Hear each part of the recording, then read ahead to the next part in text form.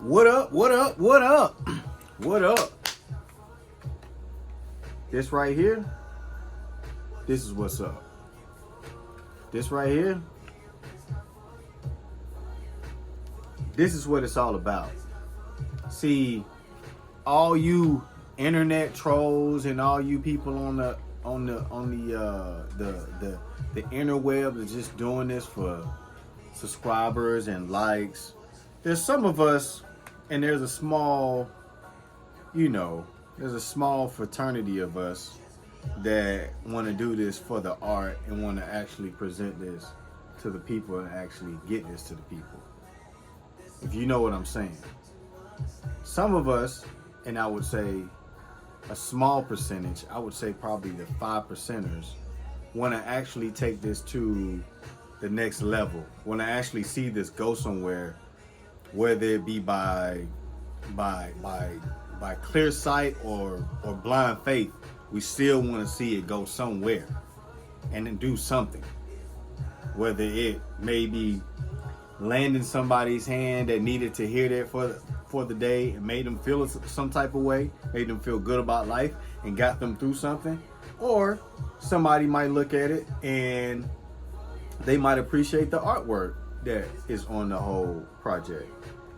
But regardless of what it is, you gotta think this is what it's all about. Like the physically having this and being able to actually show y'all what I've actually created and having it to, to offer, right now we're working on the website.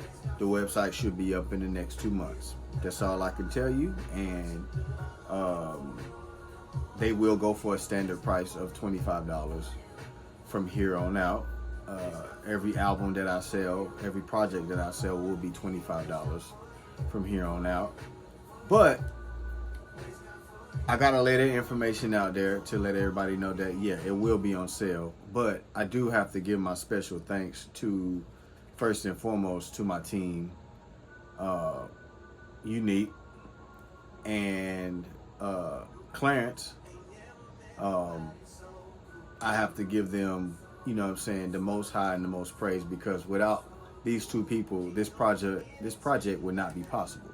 So Clarence B. Williams III, aka Taboo, my singer songwriter, and Unique Mayo, aka Unique, my executive producer and also my songwriter, on the album, and also Danny Weathers, another musician that's on the album that played guitar on the first track on The Story. Got to give him a special shout out. Got to give a special shout out to EA Ski for actually how can I say it, inspiring me to go on a journey to make sure that I take care of my sonics and make sure my sonic intentions are meant for a good cause. And I say that heavily because you got to make sure everything you're doing in sound is for the betterment of sound if we're trying to take it to the next level. It's the same thing as if somebody is filming something on IMAX. If somebody is filming something on IMAX, that's heavier than somebody just filming something on some just straight digital format. So, the digital format could translate differently, but having it on IMAX and then watching the same film on IMAX is a totally different experience, and we know that. And the work that has to be done to shoot it in IMAX is a little bit more, but the payoff of doing it in that way, in that format, cinematically, artistically, is better. So that's what I'm saying by making sure your sonic integrity is there, because if you're gonna print something and get it to the people, you better make sure that you take care of the sonic intentions of the actual product. And that was the number one thing that I've been on for probably about ever since before I even started on this project. But going into this project, that was one thing I was saying. I was like, man, I don't think the sonics and the sound was exactly how I wanted it, and it was at the level and the limits that I wanted to present it in. I wanted to go beyond the professional level when I wanted the actual level of sonic integrity. I wanted to go beyond just the normal level of everything, because if I just if I just wanted to go to that level, I would say I would just go and hire somebody that's already done it. But if I wanted to go beyond that level, I would have to go meet with these people, go have some type of critical arbitration with different ears, different professional minds, different engineers, having different talks, having different technology changes, I would say, definitely. And I would say like EA Ski helped along that journey and help, give that information for me every week, week in and week out, to go out, and go search for different ways to make sure that the sonic integrity of the album is great. And even beyond that, EA Ski, he speaks about, just making sure you take care of your business, making sure you take care of yourself, making sure you take care of your health, so you can be able to print this and do this album. Because if you don't take care of any of that stuff, everything around you is going on in life, and you can't take care of life, you can't handle life first, this would be virtually impossible to do. You can't do this. You don't think this takes a lot, but this takes a lot. Like, this thing is not just, a CD and just, a digipack. I mean, it's, we had to make sure, me and my team had to make sure we had a whole book with, artwork and the actual lyrics to the song. We got all the lyrics of every song in here, and actually the end credits and extended credits and contact and more artwork, and making sure you have closing artwork, and making sure everything is copacetic with the actual package of the outside and the end, and the CD cover, the cover of the CD. So we had to make sure a lot of stuff was done, and even, the inside lay the CD pack, the digipack. We had to make sure everything was decorated. So you got to make a decision on a lot of stuff. Now you can get creative and you can do different things, around the project. Now that I've gotten this one in my hand, I've gotten maybe a larger idea of how this is done, to do this differently in the future, of maybe being a little bit more creative of the outside and the inside of the actual CD cover, and the actual outside of like the CD jacket and the inside artwork. You know what I'm saying? Now that I know everything in the physical, not saying that I've never had a CD, but when you never publish your own works, you don't know. That's just like saying that I want to do this picture that's in your mind on this 60 by 40 canvas, and you're gonna paint it, and then you start using paint, and you kind of know how to use paint, just like most of us kind of know how to do graphic design. So you kind of know how to do it to make it translate, because it still got to translate. It still can't be a situation where you do the artwork and the artwork don't translate to the actual packaging. You know what I'm saying? Like the color and everything, the way it comes out, the way everything is sharpened in the picture, the way you want things to be a certain distance in the picture. It's a lot of stuff that's going to give a different feel of how it's going to be perceived by somebody when you hand it to them, if they're going to understand the artwork that's on the front that you're handing to them. Because even if it's you just on the front, you're still being presented as artwork. You don't know it, but yeah, you're still being presented as artwork. Like, you're still, how can I say it? you're still basically you're still involved in the situation of being its ultimate presentation. Whether you're the picture, whether you're the artwork, I mean whether you create other forms of artwork or whatever, you still gotta make it make sense to when you hand it to somebody. It makes sense with the music. So, you know, but when it makes sense with the music, does the music have the sonic integrity? That's the thing. So this is not easy to do on all realms. Everything has to communicate. The quality of the packaging, you got to make sure the distributor you buying it from, the quality is great. You know what I'm saying? And another thanks I want to give is to Langston Massengill. And he is instrumental because he is the person who invented the Zulu. He owns Handsome Audio. If you guys don't know what Handsome Audio is or who they are, go look them up. They are great. Trust me. He pretty much essentially solved a